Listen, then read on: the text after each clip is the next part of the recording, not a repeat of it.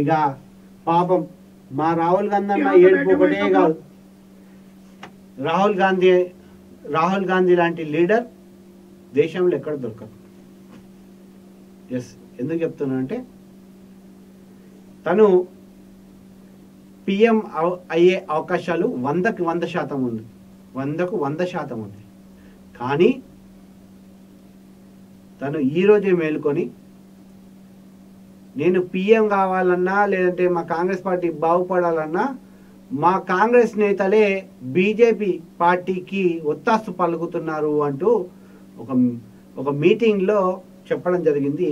ఇప్పుడు సోషల్ మీడియాలో బాగా ట్రెండ్ అయింది. ఏందో ఒకసారి చూసే ప్రయత్నం చేద్దాం.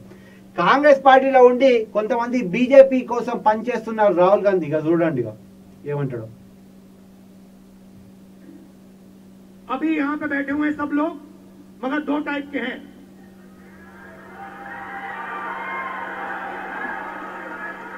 एक है जो जनता के साथ खड़ा है, जो जनता के लिए लड़ता है, जो जनता की इज्जत करता है और जिसके ఇక ఎవరైతే కాంగ్రెస్ అంటే జనతాతోటి కాంగ్రెస్ జనాలలో కాంగ్రెస్ కోసం పనిచేసే వాళ్ళు, కాంగ్రెస్ కోసం చచ్చిపోయారు ఎవరైతే వాళ్ళ ఒక దిక్కు అంటూ కూడా ఒక दिल में कांग्रेस पार्टी की विचारधारा है। అది और दूसरा है जो जनता से कटा हुआ है, दूर बैठता है, जनता की इज्जत नहीं करता है,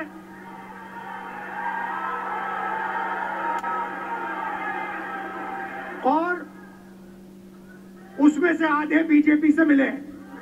చూసిరా, అది ఇక చూసారు కదా. ఇది మిత్రులారా, ఇక ఏం చెప్పుకోవాలా పాపము ఏం చెప్పుకోవాలో అర్థం కావట్లేదు రాహుల్ గాంధీకి. ఎటువంటి పరిస్థితుల్లో ఏం పాలు పోవట్లేదట రాహుల్ గాంధీ సార్కి. ఎందుకంటే సగం మంది కాంగ్రెస్ భక్తి, కాంగ్రెస్ వినయం, కాంగ్రెస్ ప్రేమ, కాంగ్రెస్ పైన అన్నీ చూపిస్తున్నారంట. సగం మంది మాత్రం కాంగ్రెస్కి దూరం ఉంటారట, కాంగ్రెస్ మీటింగ్లో రావట్లేదంట, కాంగ్రెస్ని దేశిస్తున్నారట. అటు వాళ్ళు అందరూ కలిసి బీజేపీకి సపోర్ట్ చేస్తున్నారట. లేకపోతే కాంగ్రెస్ పార్టీ మొన్ననే పిఎం అవుతున్నాం అంటూ ఒక మీటింగ్లో రాహుల్ గాంధీ సారు ఆయన మనసులో మాట బయట పెట్టేసి. కానీ ఇక్కడ ఇప్పటి కూడా కాంగ్రెస్ నేతల్ని నేను తప్పు పట్టడం కాదు, కానీ కింది స్థాయిలో ఎందుకు కాంగ్రెస్ ఓడిపోయింది అనేది కొంచెం మాట్లాడుకునే ప్రయత్నం చేద్దాం. కాంగ్రెస్లో మొదటిది స్వయం పరిపాలన ఉండదు. అంటే ఏదైనా చైన్ సిస్టమ్. వీళ్ళకు ఒక పెద్ద మనిషి ఒక టీవీ ఛానల్ డిబేట్కి రావాలన్నా వాళ్ళ పర్మిషన్ కావాలా, అండ్ ఏది మాట్లాడాలన్నా వాళ్ళకు అనుగుణంగా మాట్లాడాలా. స్వేచ్ఛ అనేది కాంగ్రెస్ పార్టీలో ఉండదు. అండ్ ఇంకోటి బాగా ఇక్కడ ఏంటంటే డామినేషన్, అగ్రకులాల డామినేషన్. ఇది 100కి 100% ఉంటుంది. అండ్ సీనియారిటీ, నువ్వు జూనియర్ అయితే నువ్వు జూనియర్ లాగానే ఉండాలి, నేను సీనియర్ లాగానే ఉండాలి. ఇక్కడ కలుపుకుపోయే తత్వం, ఒకడు పైకి రావాలనే తత్వం ఉండదు. సో అది కాంగ్రెస్ యొక్క సమన్వయ లోపం. అయితే మీరు అనుకోవచ్చు మళ్ళీ తెలంగాణలో కాంగ్రెస్ ఎట్లా వచ్చిందంటే గత ప్రభుత్వం చేసిన కొన్ని తప్పిదాలు, నియంత్రణ పాలన,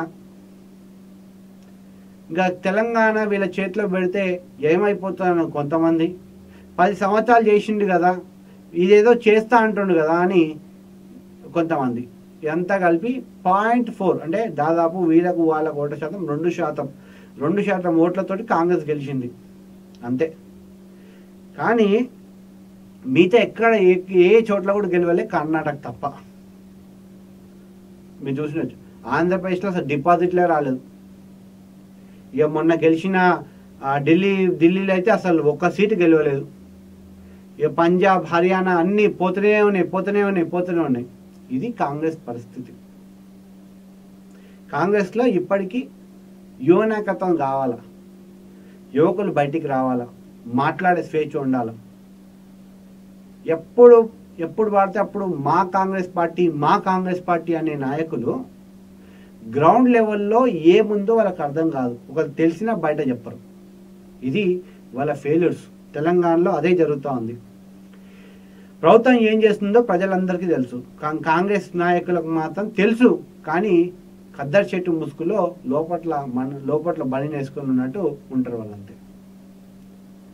పాపం వాళ్ళకి చెప్పాలని ఉంది, సార్ ఫలానా జాగాల ఇట్లా కాలేదు, అమలు కాలేదు. ఇప్పటికే కొన్ని మనం సోషల్ మీడియాలో వైరల్ చూస్తున్నాం. కాంగ్రెస్ పార్టీ నాయకులే వీడియోలు పెడతా ఉన్నారు, మా వల్ల కావట్లేదు మహాప్రభు, మీరు ఇచ్చిన హామీలు మమ్మల్ని ఊర్లలో తిరగనియట్లేదు, మేము మీకోసం క్యాంపెయినింగ్ చేసినాం అంటూ చూస్తూ ఉన్నాం. సో మొన్నటికి మొన్న కాంగ్రెస్ రెడ్డి పార్టీ, ఇది రెడ్డి పార్టీయే, తెలంగాణ కాంగ్రెస్ రెడ్డి పార్టీ, బీసీ పార్టీలు కాదు, వేరే ఇతర మతాల పార్టీలు కాదు, అగ్రకులాల వర్గాల పార్టీ అంటూ కూడా ఓ తెలంగాణ కాంగ్రెస్ సీనియర్ నాయకుడు, మంత్రిగా పనిచేసిన వ్యక్తి కూడా చెప్పడం జరిగింది. ఇక ఆయన పేరు నేను తీయదలుచుకోలేదు, చాలా మంచి వ్యక్తి. వాస్తవానికి ఆయన ఓడిపోయాడు ఎమ్మెల్యేగా, కానీ ఇప్పుడు ఎమ్మెల్సీగా ఇచ్చి తనేంటో నిరూపించుకున్నాడు ఎమ్మెల్సీ ఇస్తే కూడా. ఇది కాంగ్రెస్ పార్టీ. ఇటువంటి కాంగ్రెస్ పార్టీ మళ్ళా పాపం రాహుల్ గాంధీ అనడం కూడా తప్పు లేదు. ఎందుకంటే కాంగ్రెస్ నాయకులు యువ నాయకత్వం కావాలా. అండ్ కాంగ్రెస్ పార్టీ ఎక్కడ ఫెయిల్యూర్ అవుతుంది అంటే సోషల్ మీడియాలో వాళ్ళు చేసే అబద్ధ ప్రచారాన్ని నిజమని చెప్పుకోవడంలో ఫెయిల్ అవుతా ఉంది. దాన్ని చెప్పించలేకపోతున్నారు. ఎందుకంటే యావత్ తెలంగాణ ప్రజలకు, దేశ ప్రజలకు కాంగ్రెస్ ఏంటి అనేది తెలుస్తూ ఉంది. సో అందుకోసమే ఇట్లా జరుగుతుందని కూడా మనం చెప్పుకోవచ్చు. సో ఇది మిత్రులారా కాంగ్రెస్ పార్టీకి సంబంధించి. ఇక చూస్తుండండి, ఇటువంటి అప్డేట్స్ మరెన్నో వస్తాయి. చూస్తుండండి మన తెలంగాణ టీవీ. ఇప్పుడే సబ్స్క్రైబ్ చేసుకోండి.